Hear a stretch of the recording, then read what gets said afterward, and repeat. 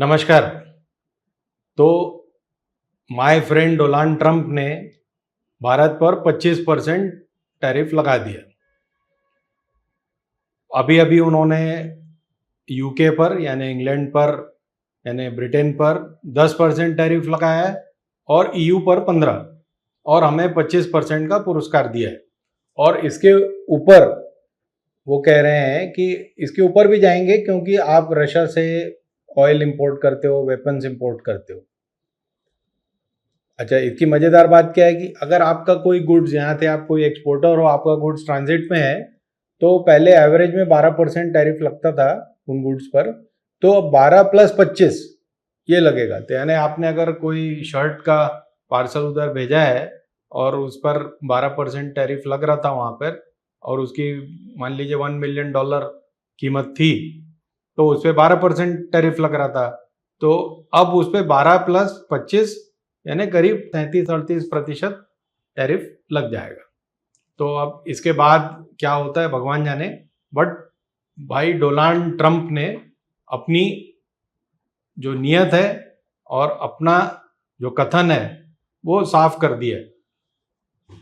अच्छा, मज़ेदार बात क्या है कि सबसे पहले डोनाल्ड ट्रंप को टैरिफ के ऊपर एंगेज करने वालों में भारत था। माननीय प्रधानमंत्री श्री नरेंद्र मोदी सबसे पहले दौड़कर अमेरिका गए थे। उनका कोई स्वागत नहीं हुआ, उन्हें लेने दरवाजे तक भी नहीं आया कोई उनका चपरासी आया था लेने के लिए और अंदर ले जाकर उन्हें डोनाल्ड ट्रंप के साथ बैठा दिया था। और फिर वहाँ पर भी उन्होंने क्लियर कर दिया था कि मैं तुम पर कोई कोताही नहीं बरतूंगा। अब ये क्लियर हो गया कि 1 अगस्त से यानी परसों से ये टैरिफ लागू हो जाएंगे।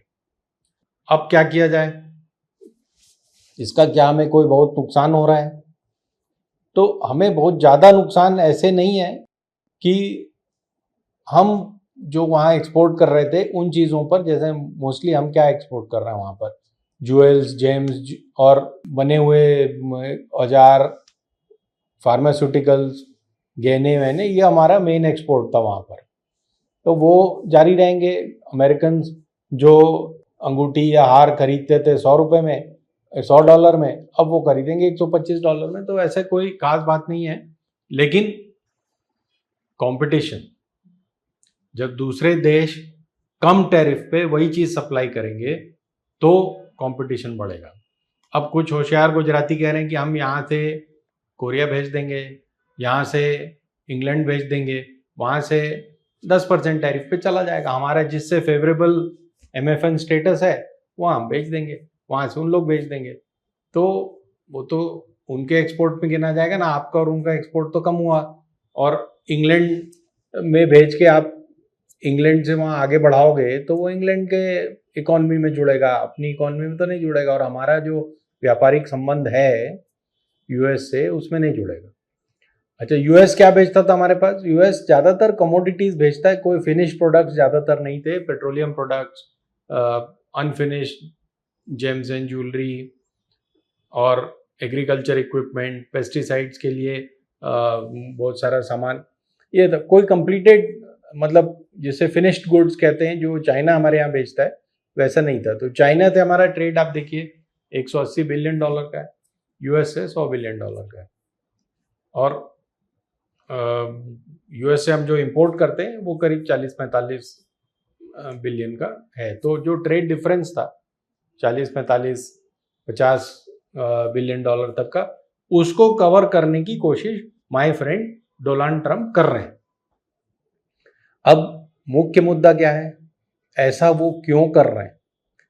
अभी अभी माननीय श्री नरेंद्र मोदी जी ने पार्लियामेंट में जवाब नहीं दिया राहुल गांधी के टोचने पर कि भाई आप कह दो ट्रंप झूठा है, लेकिन उन्होंने उस पर ध्यान नहीं दिया, ना जवाब दिया। उसके अगले दिन ही माननीय श्री डोनाल्ड ट्रंप ने ये कर दिया। तो अब क्या, क्यों हम इतना घबराए हुए हैं यूएस से? एक, पहले तो हम अभी भी अपनी कोशिश जारी रखेंगे कि वहाँ से जो प्रोडक्ट्स आ रहे हैं, जिन प्रोडक्ट्स पे अमेरिका जोर दे रहा है, खास करके एग्रीकल्चर प्रोडक्ट्स पे, ईयू को मानना पड़ा है, वो 15% भले कह रहे हैं, लेकिन ईयू को मानना पड़ा है कि वो एग्रीकल्चर प्रोडक्ट्स अमेरिका से लेगा, जैसे ड्राई फ्रूट्स जैसे बादाम, नट और ये सब जो होते हैं अमेरिका में, वहाँ से लेकर गेहूँ वेहूँ सब लेगा, फिनिश प्रोडक्ट्स भी, दलिया सॉस से लेकर जितने भी उनके कैंड प्रोडक्ट्स होते हैं वो भी लेगा। ये दबाव अभी भी इंडिया पर है और इसकी वजह से हम पे ये दबाव डालने के लिए 25% का गाना गा रहे हैं डोनाल्ड ट्रंप। अब इससे क्या होगा, अगर हम ज़्यादा अमेरिकन एग्रीकल्चर गुड्स लेंगे तो हमारे एग्रीकल्चर सेक्टर को बहुत नुकसान होगा। मान लीजिए हम वहाँ से चावल मंगाते हैं तो हमारा बासमती कहाँ जाएगा, मान लीजिए गेहूँ मंगाते हैं तो हमारे जो अब सरप्लस प्रोडक्शन हो रहे हैं, सरप्लस जो हमारी मंडियों में आ रहा है अनाज, इसका क्या होगा? 80 करोड़ जनता को हम अपने ही अनाज को खिला रहे हैं ना। मज़ेदार बात और एक है, अमेरिका चाहता है कि आप अपने जो ये मंडी में जमा करते हो इस पूरे का आंकड़े हमें दो कि कितने टन, कितने लाख टन आप चावल, गेहूँ, चना, बाजरा ये सब खरीदते हो मार्केट से, यानी इंडियन फार्मर से, ये सारे हिसाब हमें दो। बहुत सारे हिसाब तो पब्लिकली अवेलेबल हैं, बट जब बात ऐसी आती है तब छोटे मोटे सारे हिसाब किए जाते हैं, जैसे कि आप कितना पिछले साल का आपके पास स्टोरेज है, कितना अगले साल के लिए आपने रखा हुआ है, कितना मार्केट में रिलीज कर रहे हो, ये सब आंकड़े सिर्फ गवर्नमेंट के पास होते हैं, जो अमेरिका अब हमसे चाहता है ताकि वो अपना एग्रीकल्चर प्रोडक्ट्स हमारे यहाँ ला सके, इम्प्रूव कर सके। अब फाइनली क्वेश्चन क्या आता है कि आखिर डोनाल्ड ट्रंप ऐसा क्यों कर रहे हैं? वो लगातार श्री नरेंद्र मोदी को बेइज्जत क्यों कर रहे हैं? लगातार उन्हें नीचा क्यों दिखाने की कोशिश कर रहे हैं? भाई जब वहाँ गए तो भी उनसे ठीक से नहीं मिले, उनको बुलाया भी नहीं अपने स्वेरिंग इन में, जबकि यहाँ पर उन्होंने 1.5-2 लाख की पब्लिक जमा की थी अहमदाबाद में उन्हें दिखाने के लिए। ये सब क्यों हो रहा है? जो युद्ध हुआ हमारा पाकिस्तान में, उसमें भी लगातार पाकिस्तान का साथ देते नजर आया है अमेरिका। उनके जनरल को बुलाकर खाना वाना खिलाएं, पता नहीं क्या डिस्कशन हुआ है। ऐसा क्यों हो रहा है? कुछ लोगों का मानना है कि श्री नरेंद्र मोदी ने जब ट्रंप इलेक्शन हार गए थे तो उसके बाद उन्होंने नेचुरली, जो कि एक देश के प्राइम मिनिस्टर को करना भी पड़ता, उन्होंने बाइडेन से नज़दीकियां बढ़ा ली थी। जब इलेक्शन चल रहे थे डोनाल्ड ट्रंप के, तो उन्होंने कुछ नहीं कहा था क्योंकि उनके खिलाफ एक भारतीय मूल की कमला हैरिस खड़ी हुई थी। तो पशोपेश में, असमंजस में उन्होंने साथ नहीं दिया था डोनाल्ड ट्रंप का, और वो क्योंकि वो माफिया डॉन टाइप की हरकतें हैं उनकी, तो वो इन चीज़ों को बड़ा याद रखते हैं।